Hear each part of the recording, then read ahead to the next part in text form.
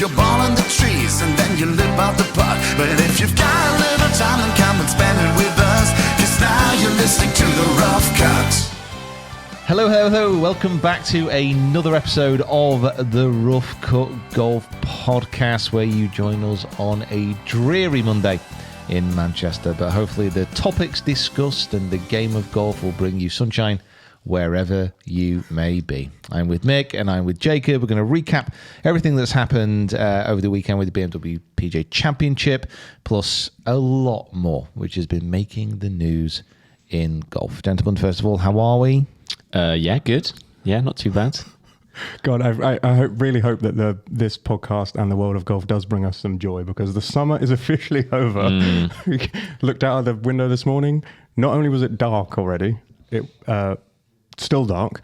It was very, very wet. Mm-hmm. So I'm hoping that the golf can remove that wetness and horribleness from our lives. It's fine. Well, we're getting into autumn and getting into the winter. It's a natural cycle of the world that we live in. Yeah, I can have a pumpkin spice latte again soon. Start to think about spooky season. No, neither have I. I think I'm done with Starbucks. You heard it here first. It's way too expensive, and they've stopped. And I think I said this the other day, Jacob, but I've only just noticed that they're actually not making the coffee anymore. They've just got effectively grinders in there now. Mm-hmm. So they're not doing any baristering. They don't. Surely they still put coffee grounds in a puck and it's just got the machine on the top. It's got the coffee beans. Yeah. It grinds. It sends out the coffee. Yeah. They stick in a ton full of sugar, a bit of milk, and off you go. Here's £5 for a coffee. I'm going to check that fact. Anyway, we're drinking Cafe Pod this morning because, Cafe Pod sent us some wonderful coffee and we've been enjoying it for the last couple of weeks. Jacob doesn't drink coffee, so we'll get you on the decaf. Yep. Yeah. I'm drinking Cafe Pod water. Cafe Pod did send us through a half caffeine thing. Yeah. Which I wonder what that's for. I don't know. Afternoons. Apart from decorations. That's my 10 at night kind of vibe. Yeah, just enough to send me off to sleep. You're the person that if you went to Italy and ordered, they would all turn their nose up at you for having they'd all turn their gnomes up. Their gnomes up. This guy's fishing and he's really disappointed. I would love to be in a country where that's an insult. You've really annoyed me. I'm turning my gnome up at you. I meant because you have coffees at weird times of the day. No, I don't. I just drink a perfectly acceptable amount of coffee. Until... and it's just any time of the day. There's no license. That's the thing is that 10 p.m. you're I'm popping off coffee the bed, time. Just have a quick cappuccino. Well, see, I don't conform to the social norms which surround coffee drinking or breakfast for that matter. You don't why can't I eat a bowl of pasta for breakfast? I'm completely with you on that one. No, that feels weird. I'm 100% with you on that one. Imagine how much relief and how much joy you would spread amongst the pig community if you just said, you know what? I'm not going to have a bacon sandwich this morning. Mm-hmm. I'm going to let what's the pig name? Percy, off for the day. Pepper. Now, I'm sorry, Pepper, if you are watching. She's not. She's out there bullying her brother and being horrible to her parents. Yeah, I hear Pepper isn't the greatest influence on her family. And I'm gonna check the time on this. Exactly 5 minutes of recording. She's a wow. She's horrible to everyone. So don't show your kids Peppa Pig, because she's a terrible example of how to treat other people around you. Can you show Peppa Pig to other people's kids? Yeah. No, because you want everyone to be nice, don't you? What if you don't like them? If you don't like them, give their kids Red Bull. And then Peppa Pig. Correct. Wow. Okay. There you go. Parenting advice from the Rough Cut Golf Podcast. I'm sure solved. Our best-selling novel will be coming very soon.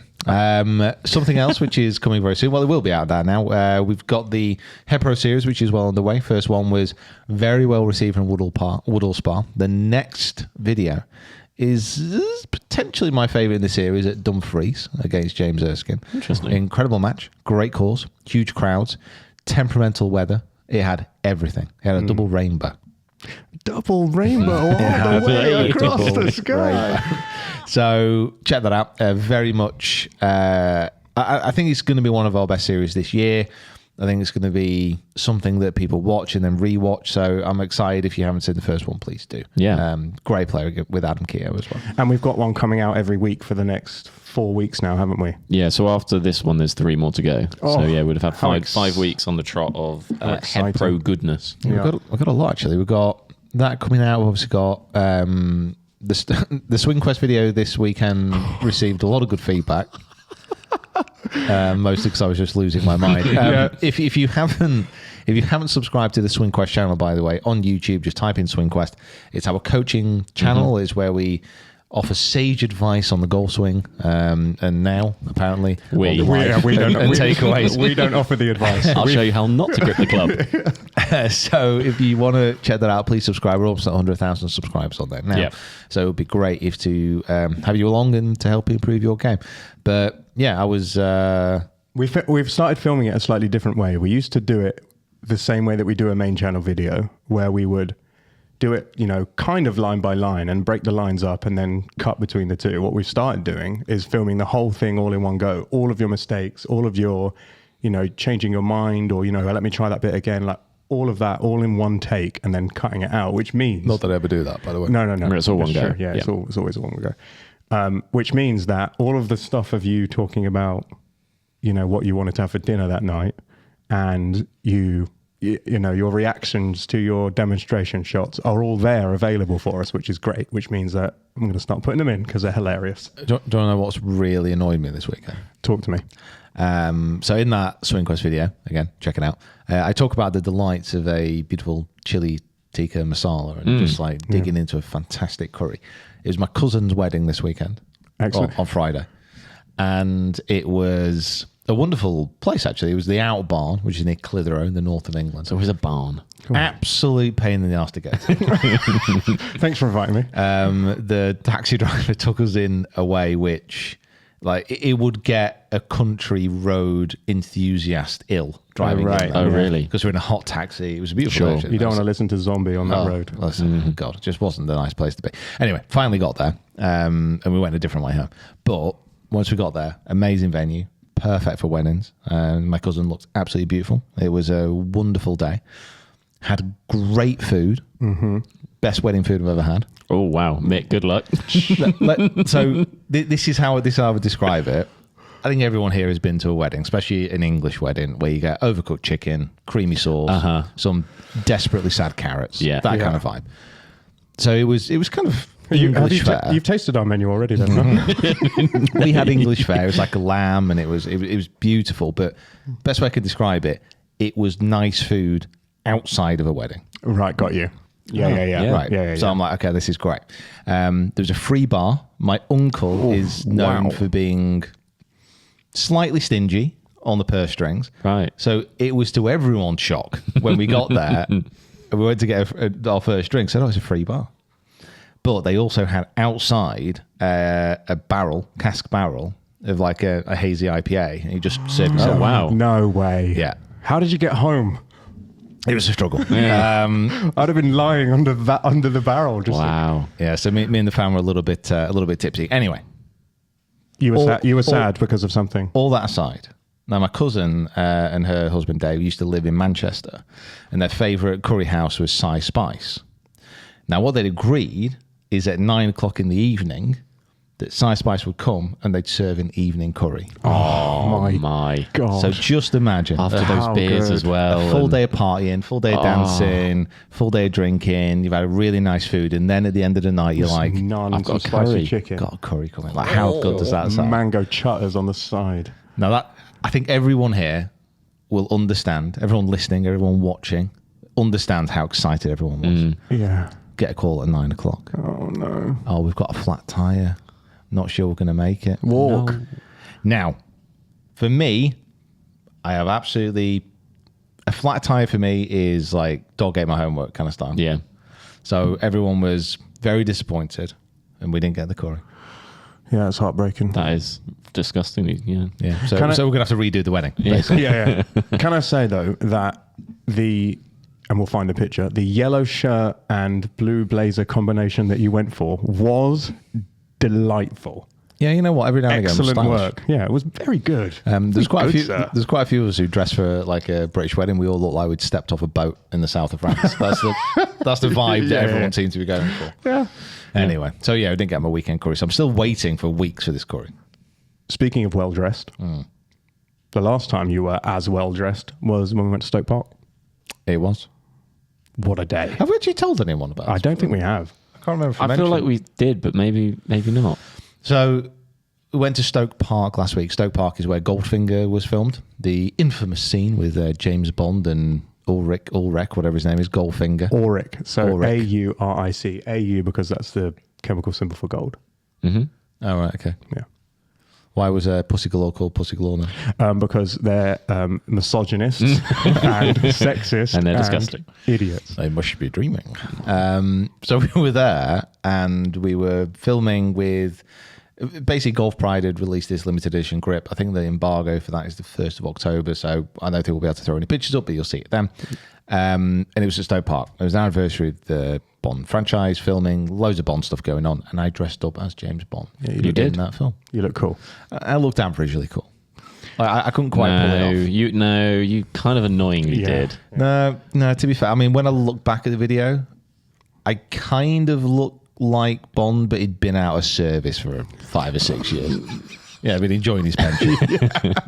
I look like I work for MI6, but in the IT department. You look like premium Bond. Yeah, exactly. Yeah, depreciated Bond. That's kind of what I look like. So it was Unibond. Unibond, yeah. So it was cool. It was a great day, and yeah, I think I looked okay. It gave me an idea that I might, in the future, actually put some real care and attention to how I look.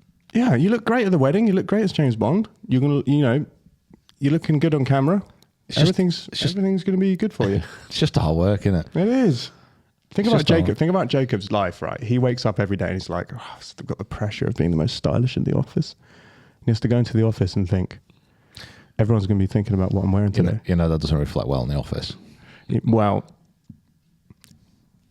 you are forged by nature, so we'll give you I'm that. forged by I nature. like that jumper. That's new, isn't it? Although, I guess the open. are we going to address the fact that we're wearing the same color jumper and the same hat? I mean, it's kind of the same colour jumper. It's a bit... The hat is the same. You are team overpriced clothing right now. Yeah, a little bit. Yeah, thanks to Sugarloaf for sending us some stuff through as well. We're really enjoying wearing it. See, we will never lose the enjoyment of a freebie. Oh yeah, For us, anyway. Love a freebie. Nobody loses the enjoyment Yeah, of that's freebie. true. Yeah, Absolutely nobody. Well, you Yeah. saw what it was like at the BMW Wentworth. Oh, yeah. When we're down there in the Pro-Am, like That's everyone so gets good. a free gift as free gifts as they go in. And you got people who have literally done it all. They do not need it. Millionaires. Yeah. Like they can get anything they want. The first thing they do, boom, pick up the freebies. Yeah. Where's my freebies? I want balls. I want a pouch. I want a hat. I want a hat. Yeah. Everything. So nobody ever gets tired of that. So talk us through the program. Yeah, Let's get to it because it's the big news of the week. Is that you get to do your favorite thing, one of your favorite things of the year, which is to go and play in that thing. So talk us through how it went. So yeah, the BMW PGA Championship this time of year every year, and on the Wednesday is the Celebrity Pro-Am, and we've been in it for the last 4 years, I think 3-4 years. This year I was playing with Mac Boucher, Olivia Cowan, and our pro was Billy Horschel. Wow. Who Okay. won. Coincidence. Kawinky dink, I think not. And we will go on to chat about that a little bit more in a second. But for me, this was probably the best one that we've done. I agree. I think Yeah. the team was great, impeccable vibes, and the actual crowds were the biggest that they've ever been. Yeah. And the weather was great. So everything just combined into one made it just a fantastic day. Yeah, it was really good. I had a brilliant time, and I met so many. Like if you're listening, watching, and I did meet you, then brilliant. I met so many people. It really was just like a massive social gathering. Yeah. Best way to describe it. We were both there filming it, and we had the joy of, and it sounds a bit silly, but I really love when you interact with the people who watch the videos because it makes it a little bit more real Yeah, than just yeah. post it on the internet and hope that someone sees it. And then people are like, oh my God, I love people have said that, lots of people said to me they really like the Head Pro video. the one that's out. And then, it's great to see you interact with people. So thanks so much for coming up. And Jacob, someone asked for a photo with Jacob as well, which was really exciting. Yeah. Yeah. I can't work out if it was out of want or just sort of pity. Yeah, they were like, oh. They were like, Jacob, how are you? I was like, yeah, I'm good. Had a lot of that. Spoke to a lot of people, which was lovely. Yeah. How are you doing? All right. Do you usually take photos with anyone? No. All right. Okay. Well, you come and have a photo with me. Then. I was like, no. Yeah, thank you. Yeah. So thanks to that person who made Jacob feel like a celebrity for about 10 minutes. Yeah. No, I felt great. And, enjoy that photo for the next 10 days. And then when you need to make some more space on your phone and you need to delete it and get rid of it, that's fine. I'm not going to be upset about it. Top of the list. Yeah. It was, it was crazy. The amount of photos that we took, the only problem with it is almost the entire Pro-Am turned into hitting a tee shot, doing loads of selfies, signing loads of stuff, and then sprinting for about 300 yards to catch up with the group so we could play our next shots. So when the video comes out, which we're hopefully going to try and get out this week, if I do seem a little bit out of breath, it's because I was doing sprints literally all around. Yeah. Well, you made a comment, didn't you, about 7 or 8 holes in that you didn't feel like you'd watched Olivia hit a single tee shot because she was playing a tee shot up. So you did yours, and then she went, and you were doing all your stuff, and then before you knew it, they were done. Yeah. Which is a shame because she doesn't miss the fairway. Doesn't miss the fairway. Yeah, she was. We've played with Mac Boucher a couple of times this year already, and obviously he's hilarious. He is a very, very talented golfer and also a really, really nice guy. Billy Horschel we've filmed with before, and we'll get onto Billy. Olivia Cowan was a big surprise for me. I was expecting her to be good because she's a professional golfer, but she is unbelievably good. She's sick. Yeah. Yeah, I think when I played with her previous, I think we filmed a video a long time ago now. The last one probably was 2 years ago, I reckon, and then we did a couple about 4 or 5 years ago. Yeah. When was long? You did the one at Dundonald. And then we filmed it in Dubai actually as well, didn't we? With Amy Bolton as well. That's the one I was thinking of, yeah. So every time I film with her, but definitely the first time I filmed with her, I just remember because she's got quite a long, rangy swing. Yeah. It's super loose, it's super languid. And she was just, every time the ball comes out, especially with the driver, it just goes straight, like straighter than straight down the middle of the fairway, like on repeat. She's definitely the straightest golfer I've ever seen in my life. Yeah, it's amazing to watch. You've actually filmed with her 3 times. This is how much you've forgotten. You've done Dubai with her. Dubai. Then there was the one at Dundonald, and then you've also filmed with her at Bearwood Lakes. Yeah, that's the original one I was thinking of. Okay. Yeah. That was like 5 years ago. I wasn't here for any of those. So it can't have been more than... I was here for all of them. Must have been more than 2 years ago. You were there for the Pro. Oh, yeah. Which was the 4th time. So yeah, that was fantastic. You see in the video, it was a difficult Pro-Am. This was probably the strongest team as far as quality in the Pro-Am. Absolutely no doubt about that. Like literally 4 professionals. Obviously one of them is a tour professional who, happened to win. But it was difficult because me and Mac had to play off the back tees with Billy, and they were off the back. Like it played every single yard of that golf course. But my driver especially was unreal that day. Brilliant. Yeah. And it was really nice to watch the event and kind of compare where my drives are going. So I was thinking that while you were watching it, were you thinking, well, I was 20 yards longer than that one, and I was in the fairway on that one? You know what? I'm not far off just above average on tour as far as distance goes. You hit the ball a long way, Peter Finch. It's just the head game it's just what was happening after it. Yeah, that was the issue. But you will see all that within the video, which we'll hopefully get out. As far as the PGA Championship goes, it's played at Wentworth on the West Course there, and for me personally, it's one of the best tournaments of the year to watch. It's one of the best tournaments of the year to go to, and I was thinking this at the time when it was being shown. It's just a really good example of like what the European Tour, what the DP World Tour could be. Yeah. It's not quite, it's one of the premium events on the tour, and I think there's a real case to try and raise others up to that level. Like we've had a really good run in the last few weeks as far as like the Irish Open, then PGA. it's kind of just need more of these events to actually drag the players over and actually get the quality of the fields up and get the excitement up, because it's such a great course to do it on as well. Such an exciting finish, like 3 birdieable holes. And we had like a fantastic leaderboard going into that final round as well. I think probably some kind of shout outs that we did jot down. Aaron Rai looked like he was going to come through and maybe set a really good score, end up finish tie 4, but he's one of those golfers who, to be the more and more I watch him, like the more crazily consistent I realise he is. Yeah, he's another copy and paste repeat man, isn't he? Unbelievable. He's just so, everything he does, he looks so controlled and so measured, and it's so fun to watch. He's one of my favourites as well, because he does everything. He's his own person. Like, he goes about his business. He doesn't let any outside distractions get in.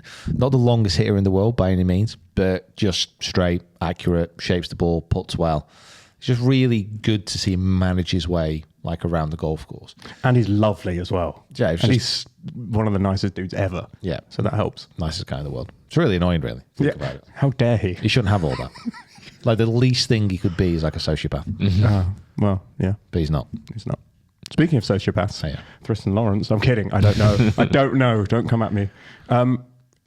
The Open and then this, he clearly plays very well in the UK. He's a great player. Like, he's one of those players who, he does go through a few streaks, but when he's hot, he'll win. He's real hot, yeah.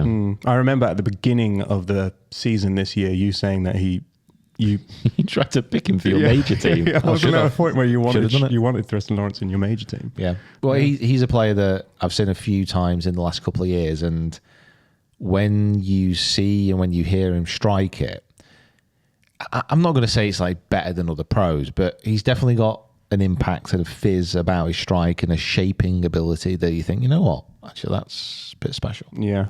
That is a bit special. Like him, and there's a few others, but yeah, he kind of stood out this year to me. So talk me through Matt Baldwin, someone who I was not completely au fait with. Yeah, I mean, he's been around for a while. Like, he's been a tour pro for a long time, kind of bouncing in a little bit in between tours, but kind of fallen into that journeyman category a little bit. Yeah. So to post the score that he did this week, he obviously could see he was a little bit nervous being in that position. He was leading after Saturday, I think. So it was going into the final round with a chance to win on that stage, which is a life-changing amount of money, a life-changing amount of exposure, everything that comes with that. And I thought he handled himself pretty well. Like, shot on the par in the last round as well. So to kind of finish up their T4 and to, you know, have a chance to win and to really boost this season, yeah, it was great. Because that's what you want to see. That's one thing which I love the DP world about. It seems to bring these stories to the surface a lot more than the PGA Tour. Yeah. Which is, it is understandable. Like, the PGA Tour is very much geared towards, and LIV definitely, is very much geared towards, they want the stars right at the top. They want them to be winning. And if there's kind of like an outsider to that group, it's kind of frowned upon. Whereas the European Tour, DP World Tour obviously want the same thing. They want the best players up there for ratings and all the rest of it. But actually, the underdog is a little bit more appreciated, and, celebrated, and kind of, you know, willed onwards a touch more than maybe elsewhere. So yeah, it was good to see him up there. It was, yeah. I mean, I think the whole 4 days general was really good showing. Obviously, they had that big storm that came through. I think on the Friday they had to come off, but all in all, they managed to kind of get away with it with the weather. We were really lucky on the Wednesday. Had a great day. I think even on the Thursday or the Friday, there was like 7 Englishmen in the top 10 or something like that, which, you know, for a home event as well, it's always good to see those kind of things coming through. One of the guys I kind of want to talk about who's not on the list is Manacero. I've still been so like engaged and like touched by the fact of how well he's come back from where he was and in the past. I'm like, I don't know if it's because of Wentworth. For some reason, I think it was because maybe not the last Ryder Cup, but the Ryder Cup before.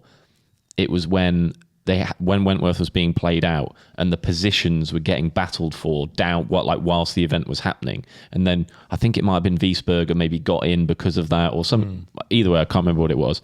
And it just reminded me of kind of that's the build up again. Obviously, we're going into a Ryder Cup schedule. I want to I want to lead a charge for a Manacero to get into the Ryder Cup in next year. Like, and Aaron Rye as well. To be fair, like, but I want to take the reins of this, and I want to like lead this charge. I think Aaron's got a really good chance of getting. I think he has. Yeah. The only problem that they're going to face is, like, certainly US Ryder Cup team setups, generally they make the course super long. Yeah. And both Aaron and Matteo are not the longest hitters. yeah. I was actually surprised at how short Manacero is. Incredible wedge player though. I know, he's only 5'4". And he Good one. The way he approaches his putting is unique, shall we say. But it seems to work for him. Yeah. And like I say, shame he had a bad last day. Yeah. But he went from the very top of the game, professional game, like right down into the depths, and like I say, he's fought his way back. So you want to see him do well. As of 1 hour ago, Yeah. Johnson Ryder Cup I team update. always want Ryder Cup team update. As of 1 hour, way too early. As of 1 hour ago, these are the qualifying Yeah, 6. because this is now the change, isn't it? They've made it so it's now they've put the two lists together. Yeah, so Rasmus Højgaard, top of the list to qualify to play in the Ryder Cup team. I'm okay with that. McIlroy, Okay, good. So perfect. We'll take them. yeah, that's good. Matt Wallace, Okay, he'd love that. Nicholas Norgard, Good, Cool. well done, Nicholas. Matteo Manacero. Excellent, So he's 5th on the list. There you And go. then Take a screenshot. Alfredo Garcia Heredia. nice. Cool. He was the guy who got to the playoff in Switzerland. Excellent. Beef. Oh, Matt Baldwin, Jordan Smith, Alex Fitzpatrick, Jong Won Ko, Aaron Rye. So Aaron Rye's in the top 12. So so that team won't be here. So it goes without saying that as we enter the Ryder Cup year, there are more points available. So It's not going to stay like now. that. I don't think that's going to be the full team. But right now, if they had to take that team right now, Manacero would go. There we go. And we will talk about the President's Cup, which is happening this week as well. One player who was overlooked for the President's Cup, shockingly, in my opinion, considering how much he actually wants to play these team events for the USA, and someone which I think, Your Majesty, if you are listening, please extend the invitation and a passport to this man. Oh my God, great idea. Mr. Billy Horschel went on to win the BMW PGA after playing with us in the Pro-Am. Now, I'm not saying that that's connected, but I'm not saying that it's not connected. You know what I mean?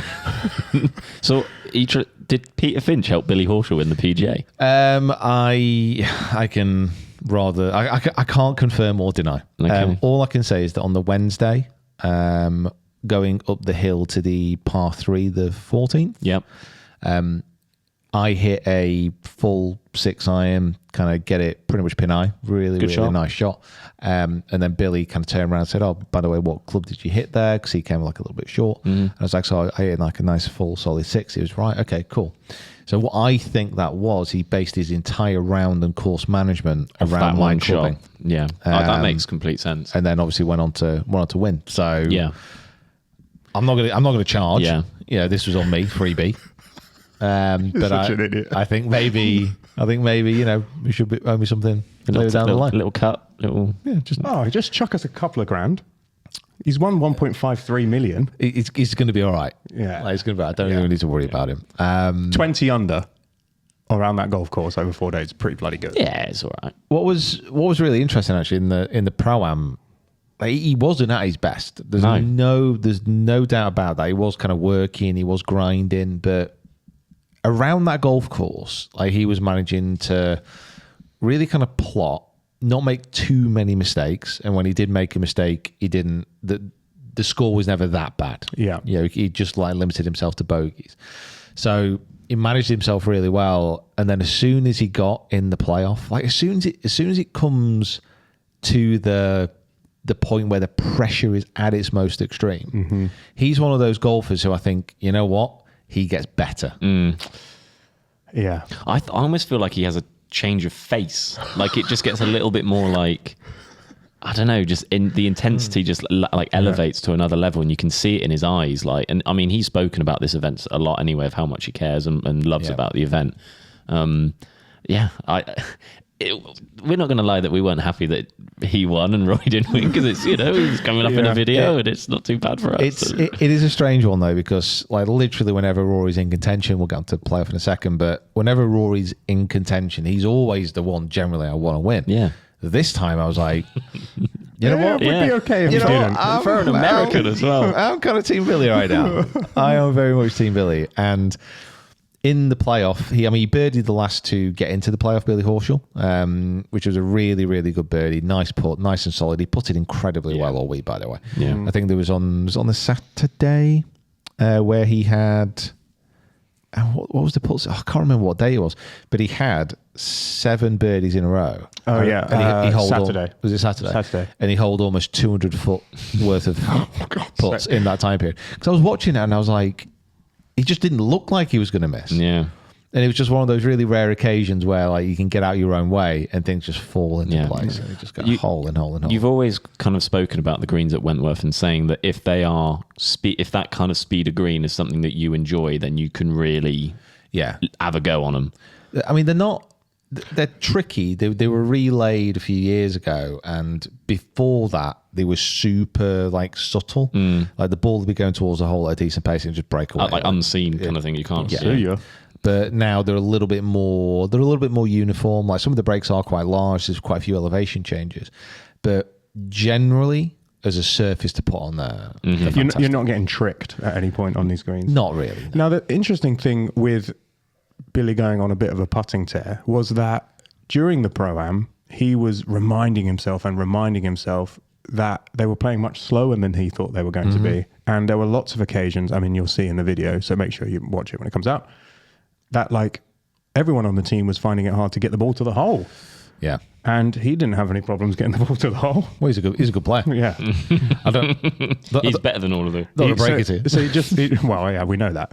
But it's like clearly he had just worked it out and then, I just, a couple more percent and I'll be holding absolutely everything, which is what ended up happening. Yeah. I mean, listen, Billy, congratulations. Oh, Brilliant win. Really, really happy for you. Can't believe you're not going to the President's Cup, but we'll get into that in a second. And if you do want that passport, give us a nod. We'll have a chat. yeah, we'll chat to the old king. Got contacts, mate. Yeah, we'll sort them out. Are we going to do it? Well, let's talk about Rory. Okay. Just very quickly. We touched on this a little bit last week. I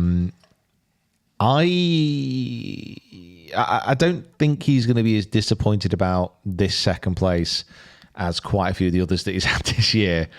Or he's incredibly consistent. He's always up there at the top of the leaderboard. We already know this, and he's consistently one of the top players in the world. Does he get across the line enough? Probably not. However, this occasion, I think he did pretty well, really. Yeah. I never felt like throughout that last round, you could see he was struggling a little bit, especially with his irons. He just wasn't hitting them kind of where he wanted them to go, but he was still managing to grind and get in that position to hold that eagle putt on 17. I very, very, very, very rarely thought this, but on the 18th, that second shot. Yeah, I was gonna ask you about this. So he talks about it in his interview afterwards as well, but he was talking about how he didn't really have the club for that shot. Like I think it was 2-4-3, so it would have been too little for his driving iron or his one of his woods, and it was a little bit too much for his 4-iron. So he tried to aim at the right hand bunker, hit a bit of a sling hook towards the front, and then like get it trundling towards the hole. Super high tariff shot. It didn't come off. He actually got incredibly lucky because he hit it so poorly it finished up short of the water in the rough. Didn't get up and down. If he'd have birdied that, he would have won the tournament. I think that might be the first time where I thought, You can say it. Go and do it. I dare you. Go on. Would another Good. Yeah, would it have been better for kind of Harry to step in there and say, if you don't have the shot, Yep. you don't think you're going to get there. Yeah. Let's lay it up to a good yardage. Let's lay it up. Let's, either to the left in the fairway, or even, to be honest, like even a cut up driving iron into that little hollow at the back right where he hit in the playoff. Yeah. Where he clearly can get up and down from. As long as you get a decent lie in there, it is quick down that slope to that point. But Rory is one of the best chippers out there at the moment. Yeah. Like, it would have been a problem. So that was the first time I thought that shot just didn't make sense. Yeah. Really didn't make sense to me. Listen, I'm not going to do it again because I end up doing it every time Rory comes second. But there was comments about, how is this possible? He's so consistent. How can you say that something needs to change? Examples like that are where you're like, well, yeah. could someone have challenged him and said, I think we should do this because of this, and this is the outcome?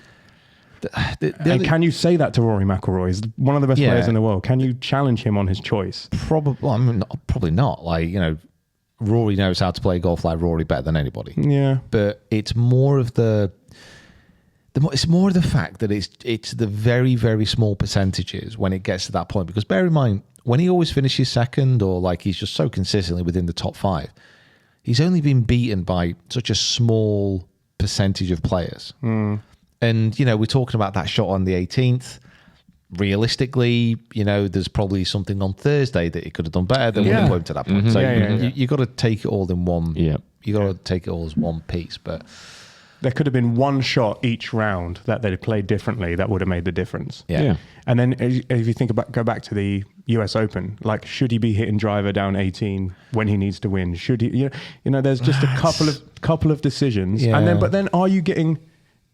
is getting beaten by an incredible eagle by Horschel, does that make it okay, even though you birdied the hole and you still didn't win? That's the difference. Like, Bryson plays this ludicrous bunker shot and, you know, stiffs it and then taps it in. Like, you get beaten by something ridiculous like that, you almost want to give him a pass and say, you know, but you shouldn't be in that situation to begin with. That's the difference. But because he didn't, like the US Open, you could definitely make an argument that Rory lost the US Open. Yeah. I think for this, I don't feel that way. I mean, he went birdie in the playoff, and Billy went birdie eagle after holding a ridiculous putt. So you can't say that. Billy won that. Yeah. Billy won that.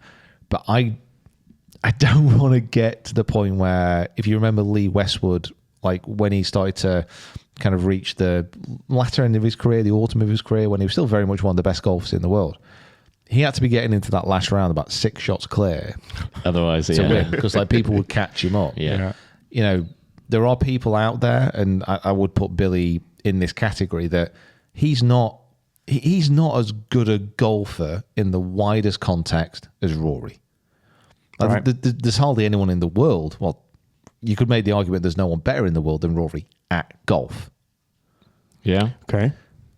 But under the gun, like when the pressure's on, this is what I mean. Billy seems to get better. Yes. Which is a skill. Yeah. And it's so difficult. Like we've all played sport or done things to a high enough level that we're under pressure with some very good competitors. Yeah. And I think we all know that at the end of the day, it's once you get in that situation, it's not just about skill. It's just about guts. It's about concentration. It's about how to use your mind better than anyone else. Yeah. And I think that's probably the only area you'd say Rory at the moment isn't quite there on. But you know what? He's Rory McIlroy. He'll probably get there. Yeah. So Billy, win all 4 majors next year. Yeah. So been here before. You heard it here first. Actually, you've heard it here probably every year since we started the podcast. Yep. So Billy goes and wins it. He has this incredible playoff. In his post-round interview, he talks about Wentworth and the BMW PGA being like just under the majors and the players in terms of the best tournaments in the world. Where do you think the PGA at Wentworth ranks in that list? Do you reckon it's that high? Do you reckon there's some in the middle? Talk to me. Personally, no. But then yes. Oh, it's so confusing. So it has to be said that everybody has a favourite course, a favourite event that they go to.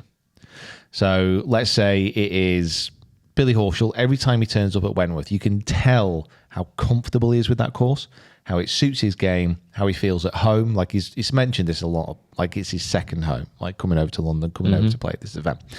And there are other people who are like this. Like when Rory McIlroy gets to Quail Hollow, he's literally a completely different human being. Until he goes next year and doesn't win the PGA Championship. So you heard it here first. And I'm just getting myself ready for it. And there are other people like this. Like every time the Tiger turns up at Augusta, like you're thinking, well, something's going to happen. He's got a chance of winning because he just knows that course. He loves that course. Yeah. And there are so many players who you see win certain events Yeah. Like Peter Finchett. me at Marsden Park. Like, Marsden Park. You just can't separate me from that. No, place. actually, do you know what it is? It's Heaton Park. Heaton Park every time I go. Like, no one else should turn up. I'm like guaranteed to win. I find it impossible not to win there. It's like getting up to the 18th at St Andrews for me, the old course. You're going to birdie it. I'm gonna birdie it. I'm writing down 3. I'm literally going to birdie it. There's not a physical possibility that I can't do that. And there are players who go to a course, feel so comfortable, feel so passionate and at home about an event that for them, it is up there. For me, it's probably one of the biggest, if not the biggest event for the DP World Tour. Okay. Now, that makes a huge difference. Like, it's one of the signature events that everybody knows, that everyone cares about. You could make the argument that people care more about this than they do about the final event in Dubai. Okay. Yeah. Irish Open? Irish Open. Just starting to become that in the last few years. But it's... Scottish a little bit. Yeah, Scottish, exactly. I don't want to become too... what's the word? Not nationalist. What's the word? Like, just a bit biased towards... Right, okay. Closed-minded. Yeah, bit biased towards the island. You know what I mean?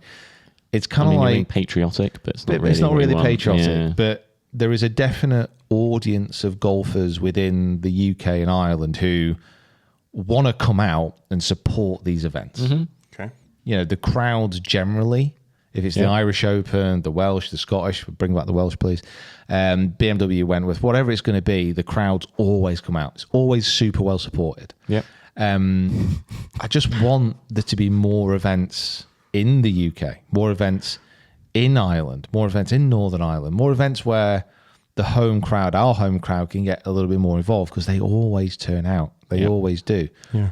You know, this isn't anything against like an event which takes place in Mallorca, but you're never going to get the same buzz and crowds that you do like, in the UK. Yeah, it's just not gonna Estrella happen. Masters is not quite. Exactly. And that's nothing against those courses. It's nothing against like golf in Mallorca, which I would love to go. Wonderful, yeah. But Would love to have you on the channel. it's more about those events having the kudos and those events having the kind of interaction behind it. And we saw that even on the Wednesday in the Pro-Am. Like, what other Pro-Am in the world is going to get 40,000 people turning up for? Yeah, it was ludicrous. Yeah. That was it, yeah. The crowds are unbelievable. So I think for me, it ranks right up there as the biggest tournament on the DP World Tour. But we need more of them. Yeah. We've got to challenge the US, haven't we, for these big tournaments? I mean, tragically, at the end of the day, it is about money, you know. But for me, as one of the premium events on the DP World Tour, we should have more players there as well, and more of the bigger players coming. But you know what? I've said enough about the DP World Tour and European Tour. I'm kind of sick about being really, really passionate about it. Oh, no, it's good. Someone has to be an advocate for the DP World Tour. But the thing is, like, what? Here we go. He's always saying off again. What really got me was like when Billy in his post-round interview was talking about why it meant so much to him, and he's saying it was one of the events that he used to watch kind of when he got back from school because the time. Yeah. It was like we used to watch it, kind of fell in love with the place, and then finally got to play it. And it's certainly for me, that's what kind of inspired me to get into golf, to want to be a pro, watching European Tour events and seeing these great players play at a great course, not just in the US. Like this isn't anything against PGA Tour. It's the biggest and best tour in the world still, and it goes to some amazing venues. But the thing that European Tour has that no one else really has, at LIV to an extent because it does go around, it can go to Australia, it can go to New Zealand, it can go to these random kind of places that you wouldn't expect to see week to week on the PGA Tour. The magical Kenya Open. Yeah, and just What a place. and just bring out these different storylines. So, you know, for me, it's a tour that it needs the investment, it needs to grow, but what the hell do I know about that? Literally nothing. Speaking of the rest of the world, should we get into the President's Cup a little bit? Because I know, Peter Finch, you're very excited about it. Nah, don't give a crap. Yeah? So I am. The President's Cup is going to Canada, which is very exciting. And Mike Weir and Jim Furyk are going to head off at Royal Montreal in Quebec. You've seen the teams. Team USA, obviously, very strong, made up of some of the best golfers in the world. Not as strong as usual, I will say, but still pretty good. Okay, I'll take that off you. And then team rest of the world. Team rest of the world. Yeah. International. Yeah. That's what they're called, isn't it? Talk me through it. Who's going to win? I mean, the US is going to win. Okay, that was easy. But I really hope that the internationals win. Because it needs it. Yeah, it does. It really, really needs an international win. I think the President's Cup is a good idea. At the Peter Finch. At the moment, it's not really the kind of spectacle that a lot of people will drop everything to tune in for. Okay. Like the Ryder Cup, everybody watches it. Like you don't need to be from the US or Europe to kind of get interested and involved. If the international team had a real genuine chance of beating the Americans, I'd be all over that. Yeah. It doesn't feel like there's any jeopardy because it's like the US. It's a kind of question of how much the US are going to win by. And there's only so many chances of USA can stand. None. Just one actually. I can handle it once. Oh yeah, I like it when they don't stop it. See, I feel like there is a momentum building behind the international team. I feel like the last couple of editions of the President's Cup, I know it's not necessarily gone their way, but you've seen they've had characters now coming through, and that team is almost becoming a bit more of a unity and having a bit more of an identity. And I think like hanging their hat on people like a Tom Kim and Siwoo Kim and players like that who, in terms of Asia anyway, like how well they're getting represented in this team as well. But it does feel to me that this one could be the first time really that we kind of see that opportunity for them to go and take it. Because like I say, I look at the American team and, granted, there are some very, very heavy hitters in there. But maybe because I'm used to seeing very typical names that kind of just repeat themselves through the Ryder Cup and through the President's Cup. And there's a couple of people on there that maybe I'm thinking, well, actually, they're going into that not playing very good golf. I'm thinking of people like Max Homa. I'm thinking of people like Brian Harman. He's not been Wyndham Clark. Sure, you've got your Schefflers, you've got your Schauffele's who are probably going to play. Cantlay and Schauffele are going to play all 5 matches, I'm sure. But I think that international side, I don't know, there's something about it that I just look at it and usually you sort of get 5 or 6 names down and then you just get to a point where you're like, mate, when Cam Davis is going to have to go up against Scheffler, like I think he did last time, you just wonder a bit like, is that going to kind of do it? But then you keep going down and you think that, Min-Woo Lee was getting in as a captain's pick and people like that. I'm excited for this one. I love team golf, so that always helps, but I just got a really good feeling that the international side might nick one this time. Okay, interesting. They'll be a very stylish looking team by the looks of the names on that list, but I don't think they have a hope in hell, Jake. Yeah, that's the thing. You look at the US team and there were a few weird picks, like based on form. Brian Harman, like realistically, should he be getting in? Probably not. Max Home, we've already mentioned, like probably not. Obviously no Justin Thomas or Spieth or anything like that. So makes sense. It's no live guys. Both international and US. We'll get onto that in a moment as far as like some Ryder Cup news. But like if you have a look at the first maybe 5 names there on each team, you can make an argument that's pretty even. But I think after that, if you were to put them head to head, you'd probably say the strength and the depth of the US team compared to the internationals is much deeper. Okay, so we'll do it for you if you've not got the list in front of you. We'll do the top 5 of each against each other. Makes sense. The top 5 in the US: Scheffler, Schauffele, Morikawa, Clark, and Cantlay. The top 5 in team international: Matsuyama, Im, Scott, Kim, and Day. They're the ones you're like, oh, okay, that makes complete sense. Tagala versus Ben Hunan. Yeah, Ben is ripping him apart. Yeah, do you reckon? Yeah. Killing him? Yeah. Keegan Bradley versus Christian Bezuidenhout. 9 and 8. Sam Burns versus Corey Connors. 10 and 8. Brian Harman. You're going to miss out Tony Finau. Why don't you like Tony Finau? Tony Finau versus Mackenzie Hughes. Tony will win the last all square. Brian Harman versus Siwoo. Oh, Siwoo, that's...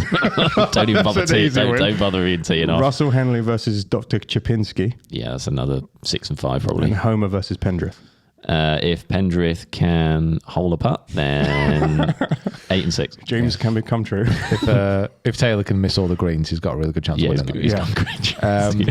So Tactics, I like it. yeah, I mean, like I said, I really want the international team to come through and win. I don't expect that to happen, but you can never tell, like, in team golf. That's the thing. And the President's Cup is obviously a slightly different kind of format than the Ryder Cup, so we'll see. But it would be great if this time it does. It really needs it. An international win would kind of sort of. Not that necessarily that was in much jeopardy, but there was probably maybe thoughts of like, how long is this going to hang around? Whereas if an international win happens, I feel like that holds on to this event for a little bit longer. It's just, for me, it felt like the announcement and the build up to this event was a lot more subdued because it's almost a foregone conclusion that the US team's going to win. You know, I don't like it like that. Exactly. I like some competition. I do see it differently. I don't think it's going to be quite, but in terms of how it's been presented, then yeah, it does have that vibe of like, yeah, the Americans are just going to run away with this one. Yeah, which hopefully they won't. You know, hopefully it will be a really good match because it needs an international victory. But to put it probably more bluntly, it needs an American team to lose. Got you. Because then people will get angry in the US. Oh, yeah. Like they don't like their teams losing. They do not. Or there'll be questions. Like for maybe the first time in the President's Cup in recent years, if they lose, there might be some kind of feedback towards Jim Furyk. So, well, why did you take him? Why did you take him? Yeah. Like, what's going on there? Like, Yeah, switch it up Get a the little Zach bit. Johnson treatment. yeah, exactly. Now, let's get into the LIV. Speaking of the United States not wanting to lose, they have, the PGA of America has announced that golfers who play on the LIV Golf Tour will be allowed and be eligible for the United States Ryder Cup team for next year. It also means the new deal that they've added the LIV Tour to the approved tours list for eligibility, which means that those players also get to play in the PGA Championship next year. How do you feel about that? And is there any surprise in the fact that the US are doing whatever it takes to try and beat us this time around? That's no surprise to me.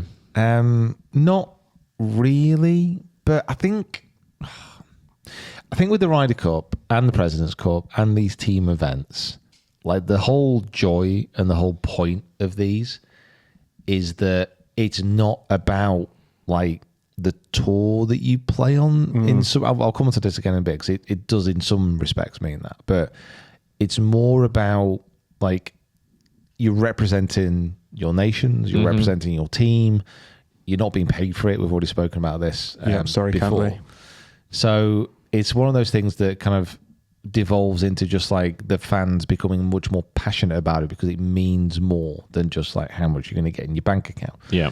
Now, for me, that's fine. Like the LIV players, they've made the choice to go and play LIV. If you agree with it, you don't agree with it, that doesn't matter when it comes around to a Ryder Cup or a President's Cup. Yeah. It just doesn't matter. Yeah.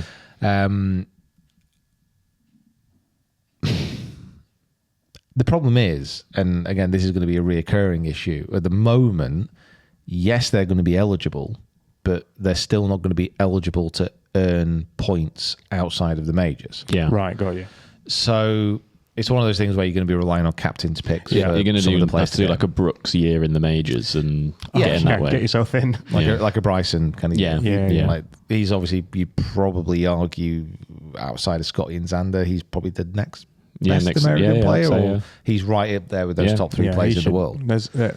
It was a shock when they, if they don't take him to the Ryder Cup next year, they've made a big mistake because he's bloody good and he's long. Obviously, depends how he plays. Like if he has an absolute stinker. Yeah.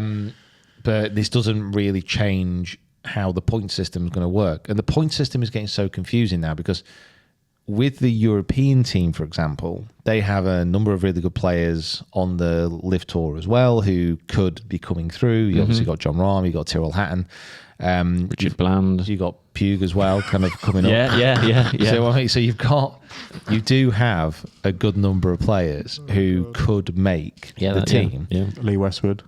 Westy, but they are going to be relying on captain's picks, and there's so much more friction there because the European Tour, one of the DP World Tour, one of the reasons why it's able to keep going is because that has direct kind of ownership stakes within the Ryder Cup and within the European team, which isn't the case with the American team, which is PGA.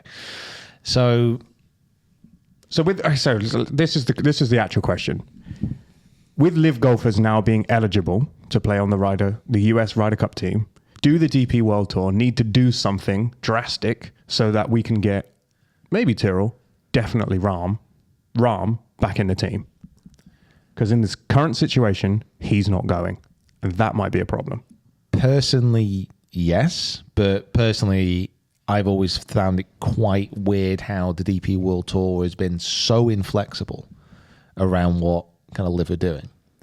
Because they were unable to compete with the PGA Tour to get the best players on the DP World Tour. Correct. They are now acting as, really, for the most part, to be a feeder for the PGA Tour. Mm-hmm. And they don't have the financial clout to compete with LIV.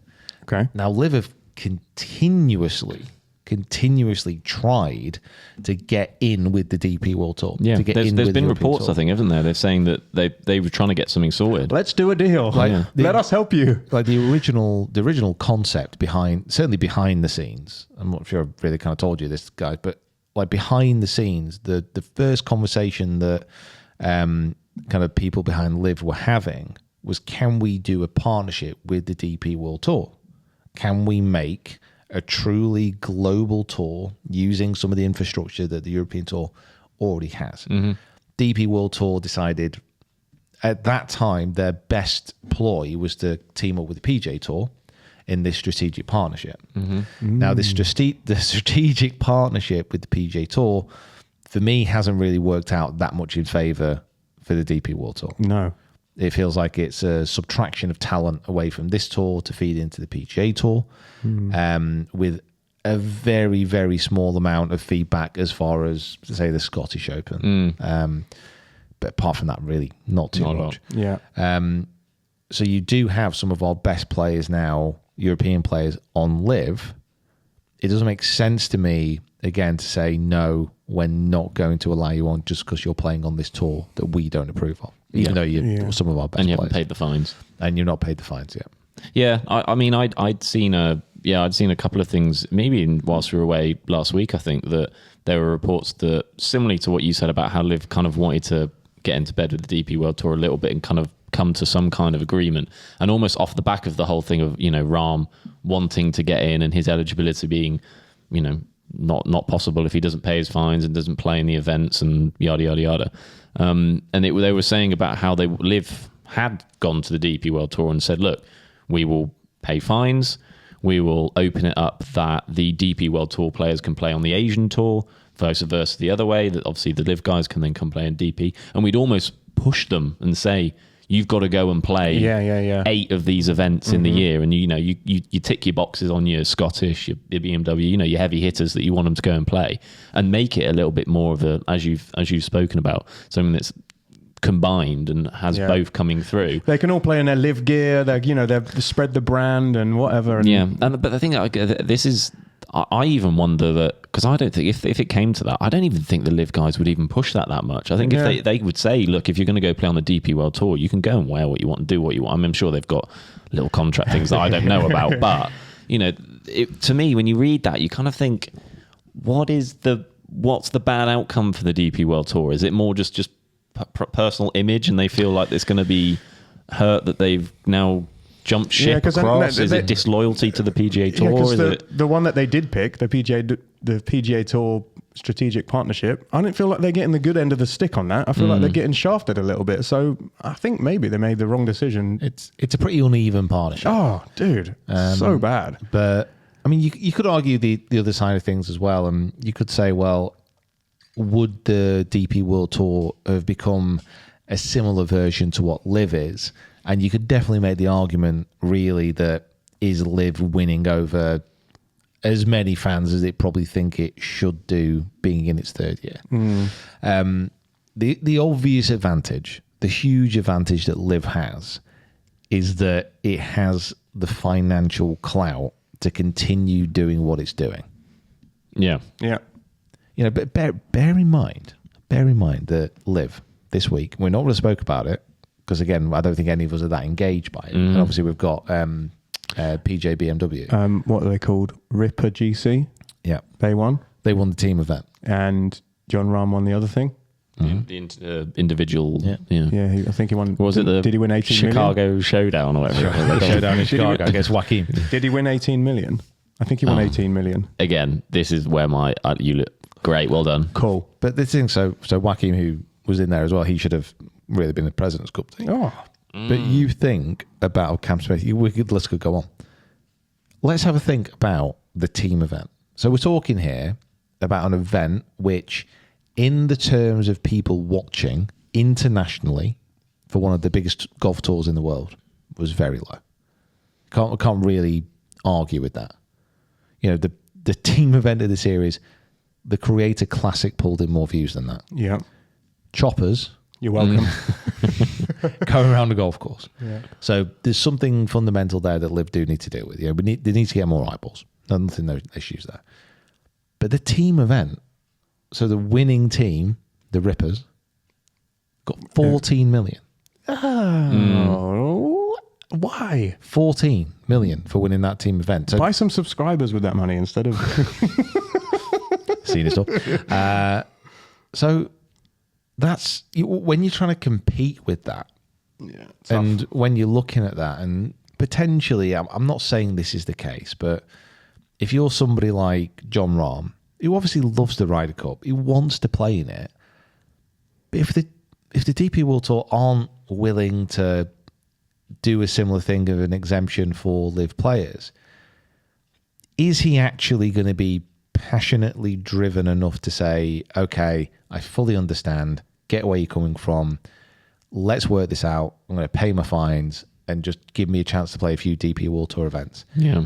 Is he going to do that? I don't think he would. No. I don't think he would. Because he can. He got so much money. Yeah, I was going to say, he can pay off his fines. Yeah. The reason he's not paying them is because he doesn't agree with why he's got them in the first place. Yeah. You sign contract, you break contract, you owe money. That's basically it. I don't know.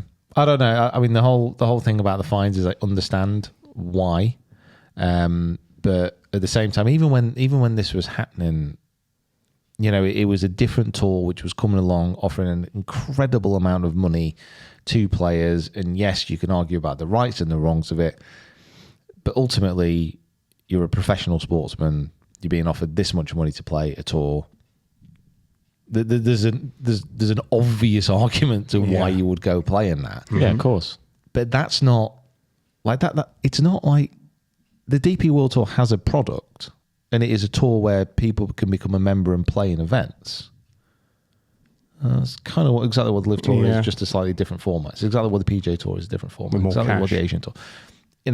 We have got to this point in the world now where the professional golf world is just so confusing and it's so kind of fractured that we don't really know what's going to be going on. And the President's Cup is a perfect example of that. Got Joaquin, got Cam Smith. Yeah. Two players who walk onto that team. You would then I still feel like they have a good chance, but you then look at that team and go, they've got a really good chance now. If you add those teams into the mix, that drops it down to 8, 9, 10 players strong. That is a heavy hitting team. Abe Ancer. Even Dean Burmester this year has played really well. Yeah. Like he could be. It's just so confusing, and ultimately, this is what I'm coming around to in a big, long-winded, circular route. The people who are going to miss out ultimately are us, the fans, who actually want to watch these events and see the best players go head-to-head together. Yeah. And that's what the whole kind of fracturing of golf has done. It has made everyone weaker. It's not made any of these tours stronger. Unify the tours. You heard it here. Unify Together. the tours. Together, comrades. To the streets we go. All of them. So if you want to see, you can't watch all your favourite players every week on the same tours, playing on the same golf courses. It's not possible because they're all playing in different places. However, if you want to watch high quality golf for the next 3 weeks, tune into the Peter Finch Golf Channel and watch Peter Finch take on head pros from around the UK, because that is where the real magic is. Yeah, that's proper golf. That's where the real hard hitting match play, tough man golf is going down. You want to see two pros play for £1,000 rather than 14 million and absolutely crap the pants? Yeah. In front of 150 people. That's where you need to be. That's where you need to be watching. And with that being said, I need to go and edit the BMW Pro-Am video. So very true. Guys, we should finish this now so I can go. Guys, thank you so much for listening. If you've been driving, if you've been walking, if you've been in the gym, wherever you may be, thank you so much for spending that time with us. If you have been watching on YouTube and you haven't subscribed already, please do. And if you are listening and you haven't subscribed to YouTube, please do that as well. Just search as Rough Cut Golf Podcast. We're on every conceivable platform apart from LinkedIn. Maybe we should make we're going to make one. You are welcome. We're going to be there. We're going to connect with you all. I just said you unsolicited will business not propositions. be managing that account. Join us on Discord. It's basically the same. It's way cooler. Way cool. Way better. Join us on Way better. Facebook so we can poke you. Maybe that's what. Do you remember that? That's what I'm going to start doing on the Discord. I'm going to start like doing a morning update. Oh my God, that would be so good, Peter Finch. 5 a.m. I've already had my ice bath. Now I'm on my single espresso, Colombian fair trade. Yeah. I went and actually picked the beans last year myself. Going for my second gym session of the day. Fuel is cooling in the fridge. Going for my second gym session. Got up a bit late, so I'm not managing my third. Yeah. Done my yoga and manifesting. Yeah, got my first meeting at 7 a.m. with Singapore. And then download this guide, which will help your business grow 10x this year. Follow my 10-step social media plan for XXXXXXX returns. Screw that schmizzin. Yeah. So maybe LinkedIn changed it. So Okay, bye everyone. See you later. That's Goodbye. what it was like. See you next week. See you. Bye. Bye.